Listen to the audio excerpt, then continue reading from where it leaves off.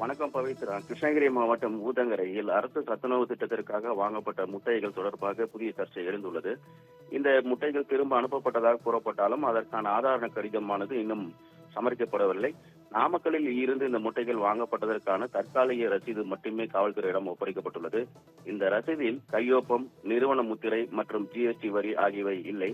மேலும் முட்டைகளில் பொறிக்கப்பட்டிருந்த தமிழ்நாடு அரசு கொள்முதல் செய்த எஸ்கே நிறுவனம் என முத்திரை குத்தப்பட்டிருந்தது.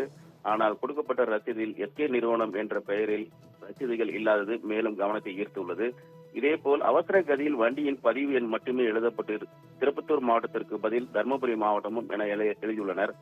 வண்டியை ஓட்டிய நபர் கார்த்தி திருப்பத்தூர் மாவட்டம் என காவல்துறை வழக்கு பதிவு செய்துள்ளது குறிப்பிடத்தக்கது. இந்த வழக்கு அரசு உடைமை சொத்துக்கள் என்பதால் வட்டார நீதிபதியான வட்டாட்சியர் விசாரிக்க BNSS 106 கீழ் வழக்கு பதிவு காவல்துறை கோரியுள்ளது. இந்த விவகாரம் குறித்த விசாரணை தீவிரமாக மேற்கொள்ளப்பட்டால் பல மறைக்கப்பட்ட உண்மைகள் வெளிவரும் என எதிர்பார்க்கப்படுகிறது. இந்த சம்பவம் அரசு சத்துணவு திட்டத்தின் நிர்வாகத்தில் ஏற்பட்டுள்ள குறைபாடுகளை மீண்டும் வெளிக்கொணர்ந்துள்ளது.